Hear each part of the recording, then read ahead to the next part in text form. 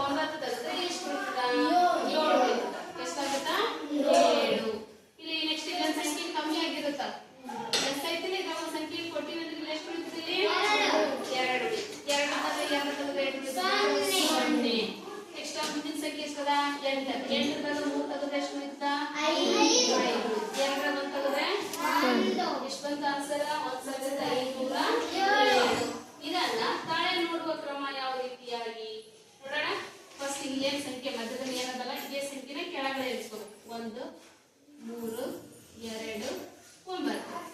ಇವಾಗ ಏನ್ ಮಾಡ್ಬೇಕು ಅಂತಂದ್ರೆ ವ್ಯವಕಲನದೊಳಗ ತಾಳೆ ನೋಡ್ಬೇಕು ಅಂದ್ರೆ ಸಂಕಲನ ಮಾಡ್ಕೋಬೇಕು. ಅಂದ್ರೆ ಪ್ಲಸ್ ಯಾವ ರೀತಿಯಾಗಿ 9 ಒಳಗ 7 ಕೂಡಿಸಿದ್ರೆ ಎಷ್ಟಾಗುತ್ತಾ? 16.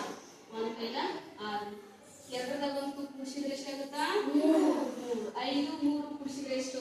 8. 1 ಬಂತ ಆನ್ಸರ್ ಸೇಮ್ 2836. 2836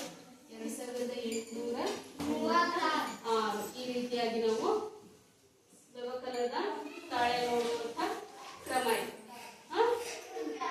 ಏನಂತ ಕರಿತೀವಿ ನಾವು? ವ್ಯವಕಲ್ಯ ಅಂತ ಹೇಳಿ ಕರಿತೀವಿ. ಇದು ವ್ಯವಕಲಕ ಅಂತ ಕರಿತೀವಿ. ಇದು ವ್ಯತ್ಯಾಸ ಅಂತ ಹೇಳಿ ಕರಿತೀವಿ.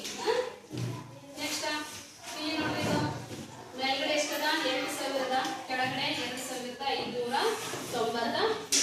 ಏನಿಲ್ಲ, ಏನ್ ಮಾಡ್ಬೇಕು ಇವಾಗ? ಜಸ್ಟ್ ಅಷ್ಟೇ ತಗೊಳ್ಬೇಕು. 0 3 ಕಳಿಲಾಕ ಬರಂಗಿಲ್ಲ, 0 9 ತೆಗಿಲಾಕ ಬರಂಗಿಲ್ಲ, 0 5 ಕಳಿಲಾಕ ಬರಂಗಿಲ್ಲ. ಏನ್ ಮಾಡ್ಬೇಕು? ಬಾಕಿ ಸಂಖ್ಯೆ ಕೈಲಾಕ ಇಲ್ಲಿ 10 ಆಗಿರುತ್ತಾ? 10 ಈ ಕಡೆ ಕೈಲಾಕ ತಗೋರಿ. ಇಲ್ಲಿ 9 ಇರುತ್ತಾ? ಇಲ್ಲಿ ಎಷ್ಟಾಗುತ್ತಾ? ಇಲ್ಲಿ 10 ಆಗುತ್ತೆ. ಇಲ್ಲಿಂದ ಈ ಸಂಖ್ಯೆ ತಗೋರಿ. ಇಲ್ಲಿ 9 ಆಗುತ್ತೆ, ಇಲ್ಲಿ 10 ಆಗುತ್ತೆ. 10 3 ತೆಗೆದ್ರೆ ಎಷ್ಟು ಇರುತ್ತಾ? 7. 9 ತೆಗೆದ್ರೆ 0. 9 ತೆಗೆದ್ರೆ 5 ತೆಗೆದ್ರೆ 4. ಈ ಸಂಖ್ಯೆ ಮೈನಸ್ ಆಗಿದೆ, 7 ಉಳಿತು. 7ದಾಗ 2 ತೆಗೆದ್ರೆ 5. ಏನಂತ ಕರಿತೀವಿ? ವ್ಯವಕಲನ. ಏನಂತೀವಿ? ವ್ಯವಕಲನ.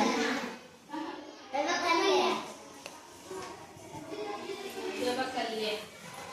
ಇದಕ್ಕೆ ವ್ಯವಕಲಕ. ಸಣ್ಣ ಕೆಲ್ಸಕ್ಕೆ ಏನಂತ ಕರಿತೀವಿ? ವ್ಯತ್ಯಾಸ ಅಂತ ಕರಿತೀವಿ.